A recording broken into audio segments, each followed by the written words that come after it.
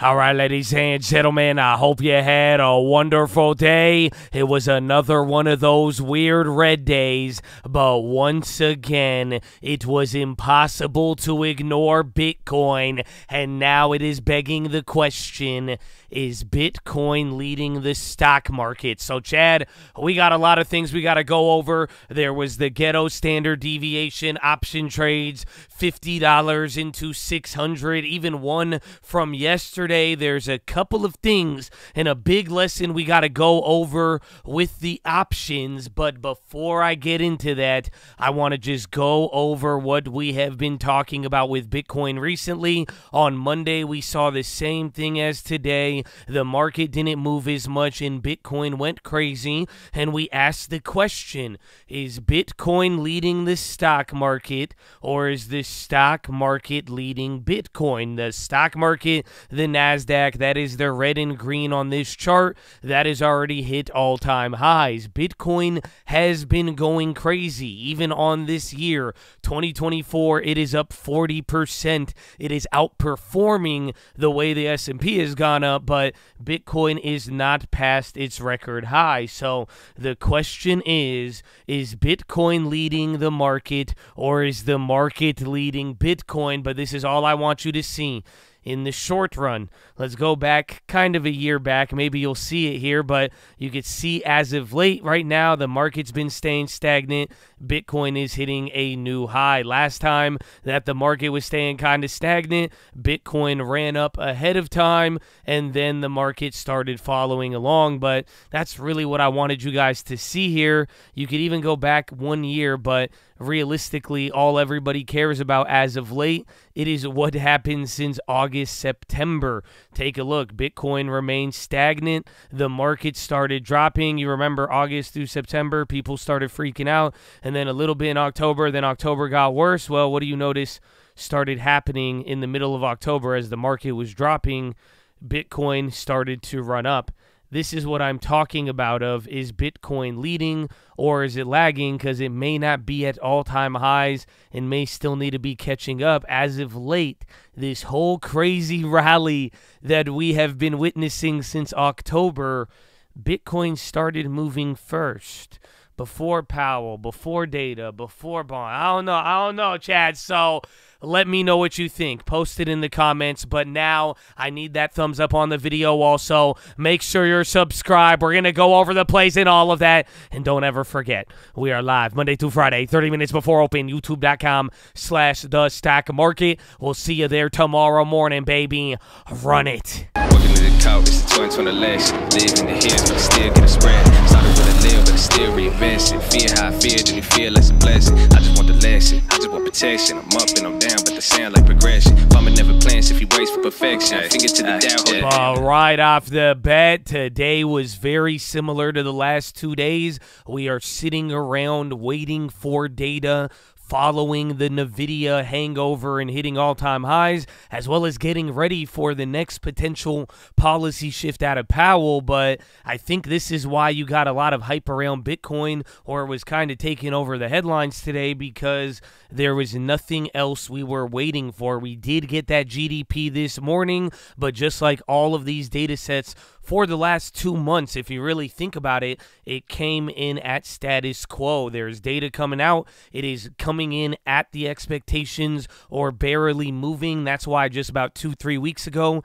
when we did calm down in the markets before NVIDIA, it was when the data kind of moved a little bit more than what it has been doing at the start of the year here. But as of lately, most of it has came in status quo, and that is exactly what we saw today. So right when these events come out, if nothing big is moving the needle, we are moving on, and then it's just a day of bonds moving around. The market starts to ignore them anyways, and then you start reacting to individual stuff, and then borderline nothing. And even if it's this no news, good news scenario or situation, same thing with that whole bad news, good news, the market is really brushing things off because it is only responding to meaningful data. And then once the meaningful data comes out, as long as it is not groundbreakingly different. It just goes back to doing what it was doing. So that's why leading into tomorrow, you may see Bitcoin steal the show tomorrow, but I really think that was a today thing, and it should just add to whatever happens tomorrow with the PCE. And now tomorrow's PCE data, this is one of those big sets of data where the market's going to be able to do its thing and have a reaction. Now, like I'm saying here, if it comes in line and there's no big surprise, or I'll even tell you, at the margin or slightly below expectations, might even be a really good reaction, because after a couple of weeks ago, people are a little bit more hawkish towards the PCE after the latest inflation data that we've been getting. So it'll be interesting to see how that all plays out tomorrow, but that is actually a big set of data. We'll see the reaction. Either market is going to have something, or it'll quickly ignore it, and then before you know it now, you get over the event risk, and then the market goes back to reacting to either individual news, positioning, or even getting ready for the next events. And now that's kind of the main point. That's why I'm explaining all of this here, giving you kind of a broader view, because tomorrow is important, but you also got to start thinking about next week, because if tomorrow's data isn't meaningful, how is the market going to be looking at things? It is going to start looking ahead for the next big event that could upset the status quo, which is this slight upward bias with individual things all popping off in their corner. Again, Bitcoin was the last couple of days. It's been lagging and leading depending on how you want to look at it. You then go look at AI stocks. They were leading before. Then you have earnings. You now have the buybacks and all these different factors weighing in on it. So the point I'm trying to say is that the data is important, but just as quickly it gets outdated and the market starts looking ahead, and there's all these other factors that it is juggling that is contributing to what we're seeing. So like I'm saying here on the keys, tomorrow is going to be the sale until Tuesday, and by Tuesday I am talking about next Tuesday. You'll get the JOLTS jobs openings. That'll be your next big important set of data after this PCE tomorrow. So depending on what we get tomorrow, either it gives us a meaningful move or not. People are going to either react to that, or they are going to start looking ahead to the jobs. And then this time next week, literally next Wednesday, you will be hearing from Jerome Powell in front of Congress, and then you're even going to get him a few weeks from there. And then next week on Friday, you will be getting the non-farm payrolls, which will be the next set of big data. So like I'm saying here, pace yourself, see how we're going one event to the other, and the market is pretty much going to have these pockets, and that's what you got to think about. Little by little, from the end of last year into this year, we've been going through these pockets of responding to data. We got the data, nothing bad happened, wait for the data, wait for the earnings, you know, kind of this stop and go. So keep all of this in mind, but that's how we're looking moving forward. Already an interesting week. We really haven't even moved too much, so we'll see where it ends. We'll see what tomorrow's data brings. Get ready for the next week, and then get ready to end out February. Tomorrow is the last day, but now let us get into the plays. So right off the bat, I got a couple of different plays today. I'm going to start off with the biotechs, man, but sad part is, well, maybe I should go to it. PTN, the one I was talking about the last 2 days. I mean, good news, I guess I'm an optimist, is that we knew there was a catalyst, and the catalyst came out. We barely had to wait. We got in within good timing. Stock went up, but yeah, bad news. You could see it on the chart. They dropped 39% today because the data was not good. Half of the data was good. They were like, depending on how you sample it, depending, like they were targeting a certain gender, and that's why it didn't work. But if you didn't target it, it would work. But all in all, it was a difficult drug they were going for. It did not meet the endpoints there on one of the factors that they were looking for like statistical significance. But point is, they dropped off of that. This stock isn't totally done for. They still got a couple of trials and a couple of other drugs, and it really wasn't too bad of a reaction. I only say that because it did go up to like 470. We were at like 370, so we're like kind of at equilibrium. So we're going to be watching this moving forward, holding this play. But why I'm bringing that up, because I somehow found myself into a bio this morning. So that leads me into play number one, and this one is crazy story. So I made a flip on this one pre-market, and then I did trade it intraday, and I'm still holding some, a bunch of different sizes on it. But VANI, VANI is the ticker, and well, I mean, I'm sure something probably got your attention here on the keys. I have obese rats. Why? Because VANI, why it went up today, they had trial data for one of their like GLP-1 competitors, and essentially they gave rats like Eli Lilly or Wegovy, they gave them the GLP-1 drug, the main leading one right now, and then they gave the rats their drugs, and then they noticed that the rats lost more weight on their drug, sending the stock going crazy. So this is why it's interesting. Just yesterday, VKTX, that was another one of those biotech GLP-1s. We even been watching that from the end of last year. That one went crazy. They even had data, but there's a lot of hype around this, but it was also going to trade a little crazy for a while until they get their next update, whether it be they add shares or they literally have a competitor. Now, I have this on the keys that you're looking at. The thing about this is that I'm a little sketched out about the CEO. I said that today on stream,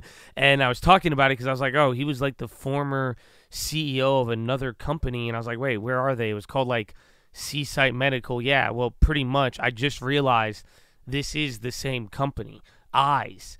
This company did a reverse split in a name change. This was like a eye company. I'm pretty sure at one point they made glasses for the colorblind, I want to say, and now they're getting into obese rats and GLP-1. So maybe they're just career biotech flippers. Maybe they end up getting something. I mean, who knows? You're seeing it with VKTX, but like I'm saying, I think it's going to be a hype play. I'm going to be looking for random pops to trade on this until next week. I did walk away with, I think, around 600 shares by the end of the day. I did 2 different orders.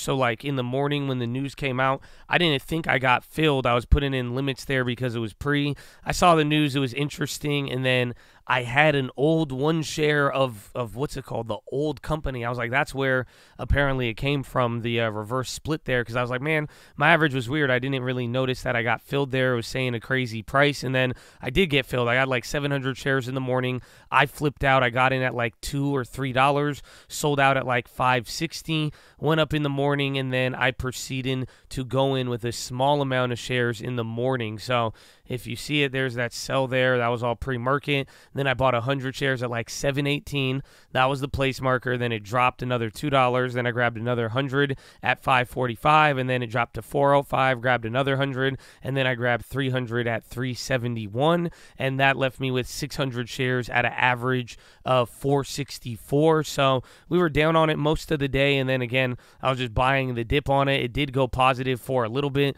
and then came back down. So like I'm saying, going to try to flip this or swing, whether it's either going to pop, I think, in the next couple days, or maybe it calms down the next week, it'll get its pop. But we're waiting for the next update on this, whether it be adding more shares from the company or there's more good news and people start getting hyped up around another potential GLP-1 candidate. So that is play number 1. Watch out for that. Then play number 2, Okta. And now we could get into some of those $500 or $50 into 500 because there was a lot of these option trades. Last week there was Palo Alto. I missed out on that one. That ended my streak of 9 in a row. A lot of you guys hit on that one. I'm going to incorporate that one into the video with everything else, but that was a big one. But today there was Okta after the bell, Snowflake, and then even Duolingo. I think all of these hit 2 standard deviations. So I made a play here on Okta. We did go for the 2 standard deviations, or I went a little further,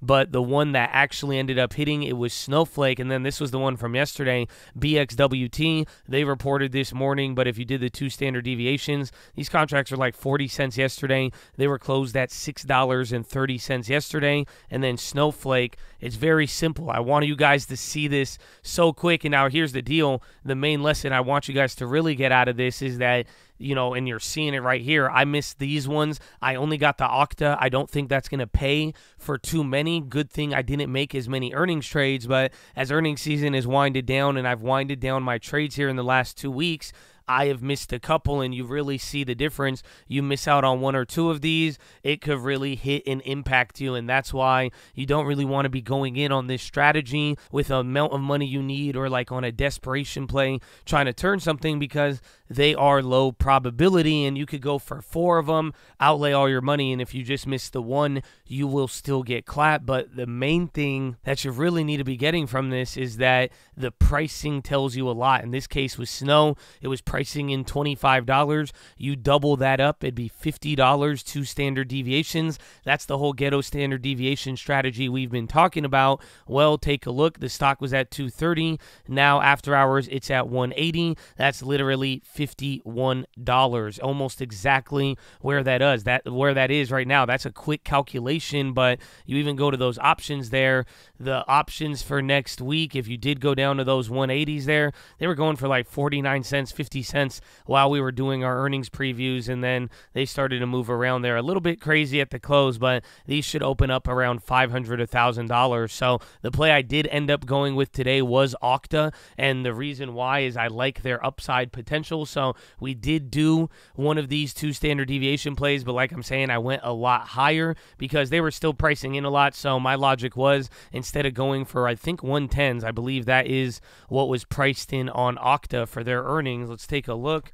Okta, they're pricing in $12, so 2 standard deviations, we'll say it was $24 both ways. Where were they at close? $87 on Okta, so $24. I'm sure if we just go see it after hours, it's up $21, so just slightly below that. So that would have been the 2 standard deviations.